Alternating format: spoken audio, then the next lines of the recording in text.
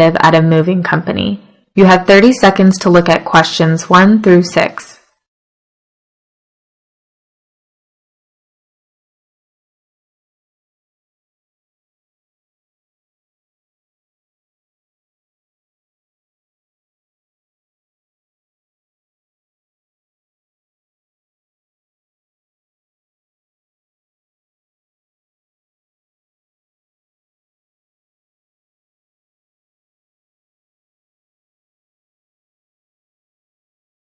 Good afternoon, Giant Truck Moving Company. How may I help you?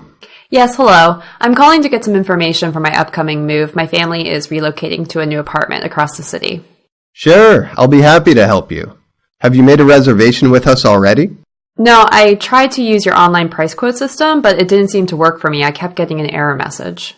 Okay, I'm sorry about that. We've been having some problems with our website recently. I'd be happy to provide a quote over the phone. Tell me, did you at least get a customer inquiry number when you filled out your information online? Yes, I did. I can give it to you. AD5659837JC6. Thank you. Yes, I see your record here. Miss June Rayburn, correct? Yes, that's me. Yes, I see that unfortunately, any information you entered wasn't saved in our system. We'll have to start your quote from the beginning. Would you please provide your current address and the new address so I can calculate the mileage? Sure. We're headed to 798 Scottsville Street in Grand City. Thank you. To confirm, that's 798 Scottsville Street in Grand City. Wait, I'm not sure that you got that. It's Scottsville.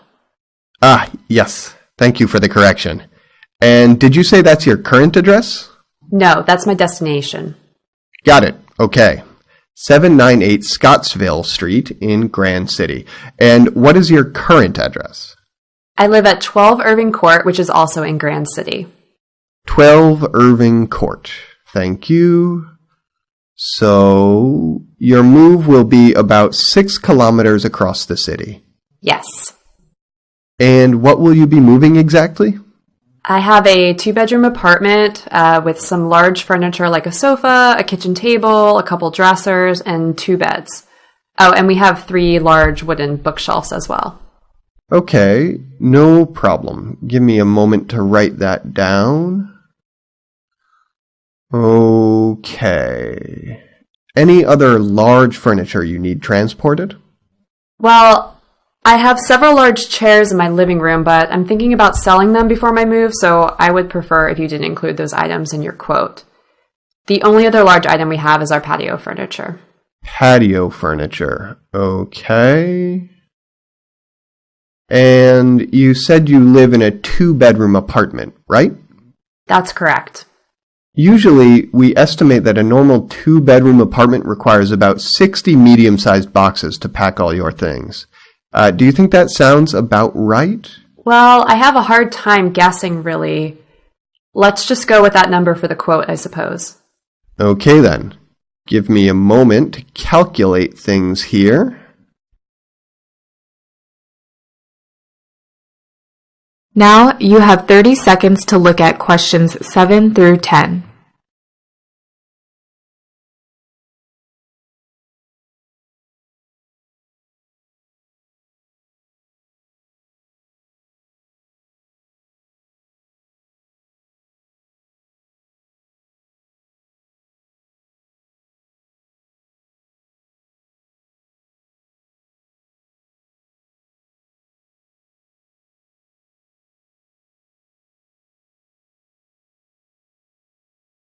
Oh, wait. How could I forget? I forgot to tell you that we also have a piano. Oh, I see. I'm sorry to tell you that our company might not be able to move your piano. Oh, that's too bad. Can you tell me what kind it is? I'm not sure what style it is, but it is quite small, for a piano. You see, the hallway leading to my current apartment is very narrow, so I had to buy one that would fit into my place. And do you remember how many movers were required to move it into your apartment? Did they use any special equipment? No, I remember there were 4 movers and no special equipment. They just lifted it in. I live on the ground floor with no steps leading to my place. I see. It may be okay then. That's great that there are no steps at your current address. Are there steps we would need to climb at your new place? Maybe just 1 or 2. I don't remember, to be honest, but my new place is also on the ground floor. Aha! Maybe this will work then. Let's include the piano in your quote for now, but eventually we'll have to take some measurements to confirm whether or not we can move it. Okay. I guess I would have to hire a piano mover if you couldn't move my piano. That's correct. But I am optimistic about it based on your description of the piano. For now, let's get you a quote assuming we can do it. Just a moment while I calculate everything. Okay, it will be about $575 for your move. This number depends on how many boxes you have after everything is packed, and of course, whether or not we will be moving your piano. Without the piano, the estimate would be about $100 cheaper. Okay, thank you. Your quote is cheaper than some others I've received, but I will end up paying more in the end if you can't move my piano. I mean, if I will have to hire another company to move it. What must we do to verify whether or not your company can move my piano? Let's do this. Please take a picture of the piano. Send it to me along with the basic measurements, that is, the height, width, and depth of the piano. Send it all to me in an email. That should be enough information to verify whether or not we can move it. Great! I'll do that right away this afternoon. If it turns out you can move my piano, I will be eager to schedule my move with you. Perfect. I look forward to hearing from you. Is there anything further I can help you with today?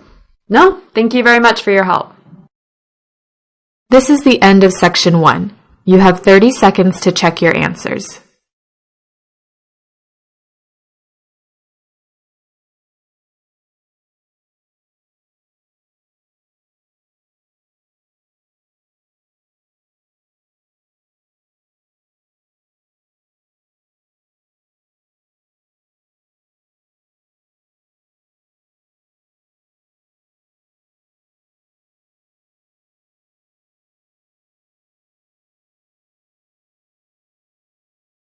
You will hear a speech at a planning meeting for a fundraiser event. You have some time to look at questions 11 through 13.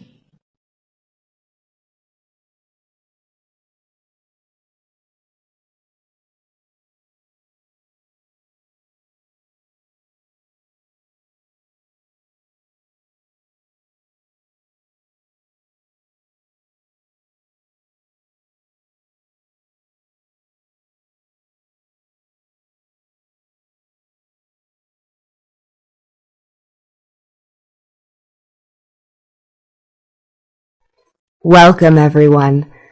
Thank you for attending this evening's orientation gathering. I appreciate your generosity and your willingness to volunteer your time to help out at this year's Beach Bash party at the Moray Bay Beach Event Center. With your help, we will raise much-needed money for our summer youth program at Moray Bay Aquarium. As you may know, my name is Dr. Michael. I've been the director of Bay Aquarium for 15 years. Now, before I go over some important details related to the Beach Bash event, let me first provide you with some background about Moray Bay Aquarium and our summer youth program, for those of you who are new volunteers. The mission of the Moray Bay Aquarium is educational. We house over 475 species of ocean wildlife here. Of course, we have some sharks and jellyfish, the animals that everyone loves to see at an aquarium. However, most of the ocean wildlife in our aquarium comes from local sources. That is Moray Bay, the nearby coastline, and the deep waters within 200 kilometers of the aquarium. We want to provide the local community and visitors to our area an opportunity to view and learn about our unique marine wildlife. We believe this can accomplish 2 important goals. The first is, by learning about the incredible wildlife in our region, people may come to appreciate it more. Secondly, then, as understanding and appreciation grows, so too does the likelihood that people will try even harder to protect and preserve the marine ecosystems in our region. This is precisely why we offer a summer youth program every year at the aquarium. We invite kids from ages 8 to 12 to spend a full week with us at the aquarium, to learn from our biologists, explore the local beaches, and head out to sea by boat. The kids get to examine little creatures with our microscopes, they learn how to feed and care for our animals, and they spend time learning about the local ecosystems. This great program is why you're here tonight. We hold the Beach Bash event every year to raise funds from the community for our summer youth program. Thank you again for volunteering to help with the party. Now you have 30 seconds to look at questions 14 through 20.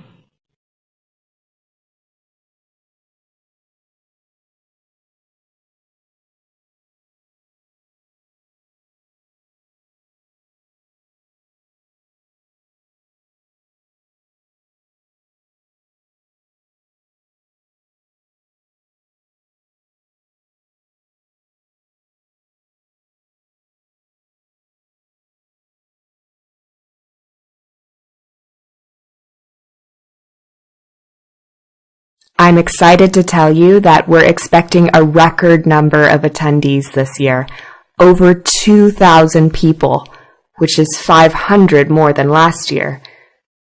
In order for this event to go smoothly, we need your help to keep things organized. Later, I'm going to break you up into smaller groups so you can do some detailed planning and preparation with your team leader. But first, I want to give you a brief overview of how the event is organized.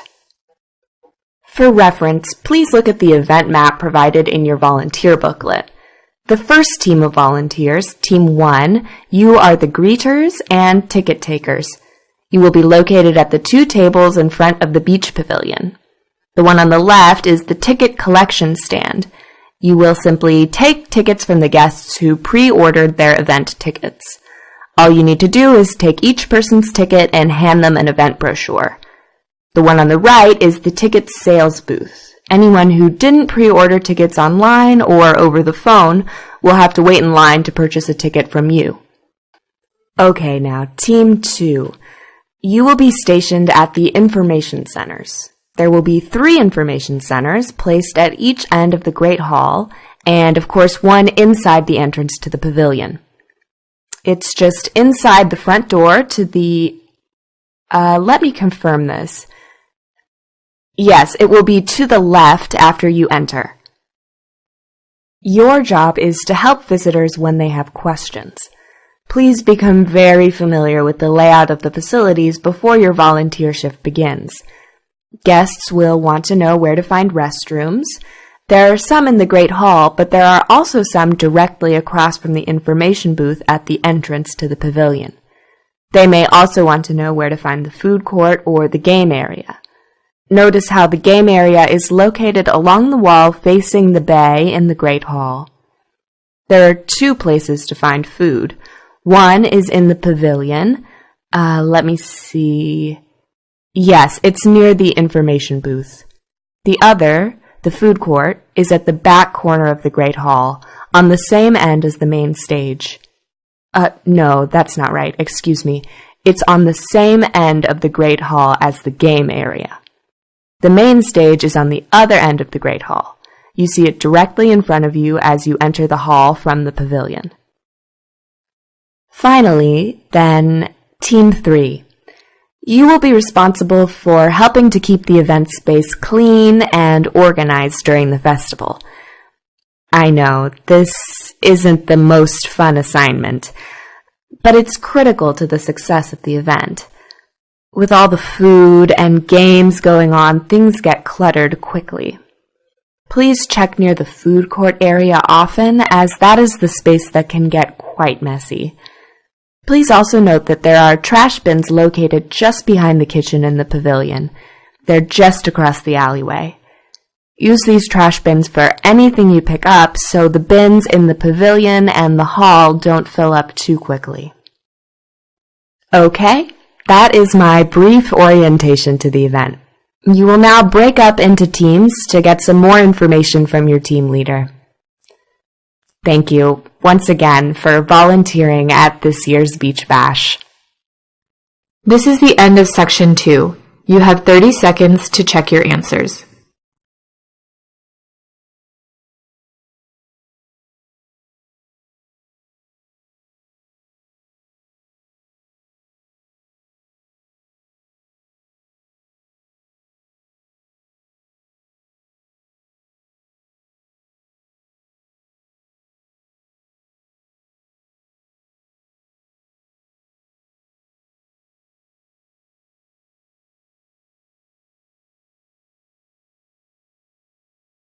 You will hear a discussion in a psychology class.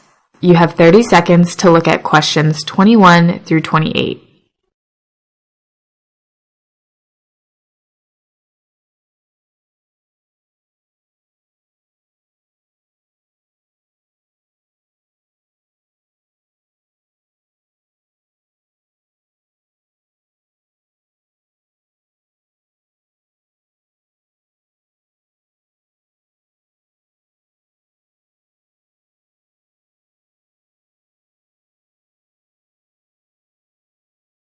The video we just watched shows chimpanzees responding to a human language, American Sign Language, and also using it. Talking to humans, talking to each other, you even see them talking to themselves. This really says a lot about language. The power, the psychology, the psychological impact of human language. But the footage all looked really old. Are scientists still doing experiments like that today? Oh yeah, there are still lots of experiments being done today, where apes, especially chimpanzees, are taught sign language. You're right, though. The examples in the video are older ones, from the 1960s and 70s. Psychologists have been trying to teach animals to speak for some time. But that was the first time they really pulled it off. Let's hear some other thoughts on the video. Well, I guess I was surprised at how comfortable the animals looked, using human language. I mean, they were really into it. It kind of made me wonder, maybe apes have their own sign language? Something like human language that we don't know about. That's a great point, Todd. And actually, you're right. Chimps do have their own sign language. And we didn't know about it until I'm not sure exactly how recently we discovered this, but not too long ago. Researchers realized that chimps will use their own sign language to talk to each other in the wild. It's simpler than human language, though, and it doesn't have the distinguishing characteristics of human speech. Let's review those. Who can tell me some of those characteristics? Using a voice, right? Because no other living thing has so much control over the vocal cords, the tongue, teeth, lips. It's true that most humans can communicate with their voice in a way you don't see other people. Other animals. Other animals use their voice, but they can't make words the same way, voicing them, pronouncing them. But that's not really a necessity in every human language. Remember, Karen, American Sign Language is a human language too. And there are other sign languages. These don't use the vocal cords or mouth, right? Oh, right. Well, displacement. That's like the ability to talk about things that aren't in the here and now, like talking about what you want to do next week, or what's happening in another country, or what's happening in like a fictional story that isn't even real. Exactly. And chimps don't do that naturally in their own sign language. Their own signs just communicate their immediate situation. Without being trained by humans, chimps just say stuff like go here, or stop that, or take this. But there's more to a human language. Now you have some time to look at questions 29 through 30.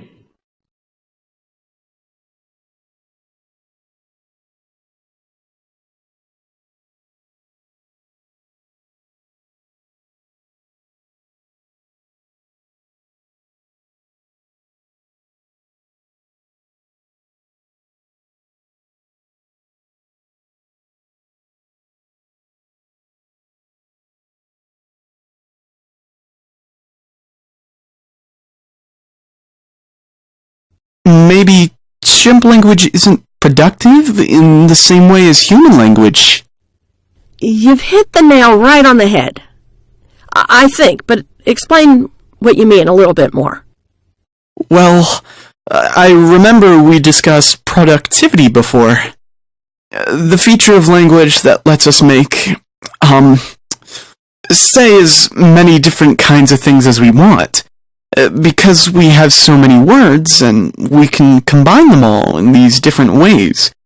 It sounds like maybe chimps have just a few words? Right. Without human training, they can only say a few things because their vocabularies are small. And again, wild chimpanzees are also limited in what they can say because they can't talk about displaced topics outside of whatever's going on when they're signing. Now, when they're trained, chimps and apes can use all the features of language. They can tell jokes, talk about the future, and they learn enough words that their language gets really productive. Even with just a 300 or 400 word vocabulary, they can say all sorts of things. I'd still argue, though, that displacement and productivity are uniquely human. These animals have to learn this language use from humans, and they don't reach the level of language complexity that humans do, even after a lifetime of training. This is the end of Section 3. You have 30 seconds to check your answers.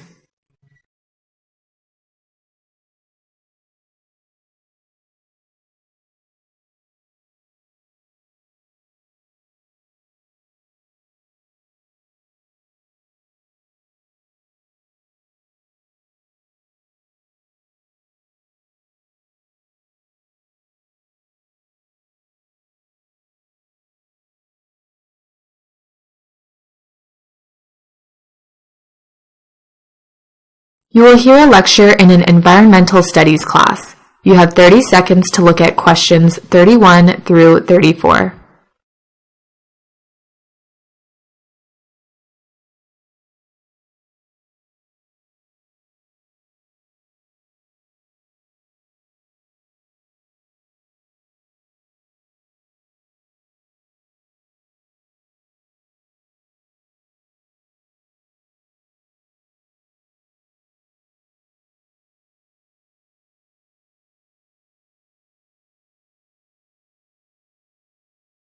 Often, when we think about deserts, we imagine vast, uninhabitable wastelands that are basically, uninhabited. But actually, drylands comprise over 40% of the Earth, and over 2 billion people across the globe live within these very tough ecological zones. Obviously, the scarcity of water is a huge issue for any population, big or small. And to survive, people in drylands, these kinds of societies often will utilize too much of what little resources they have. It's an unsustainable process, leading to an eventual degradation and intensification of environmental conditions. The whole process is known as desertification. The land basically deteriorates over time, becoming a harsher and harsher desert. But I should mention that desertification does happen naturally. Severe and persistent droughts occur, and, well, they're basically unavoidable, unfortunately. But the intensification of the process has become alarming. Let me walk you through how human activity has affected desertification. Throughout history, the populations of arid and semi-arid regions were small and basically nomadic, balancing survival techniques like hunting and gathering with farming and herding. They moved around a lot in their attempts to navigate the irregular seasons. But population growth led to less movement and more farmland, and that farmland needs to be irrigated. Now you have some time to look at questions 35 through 40.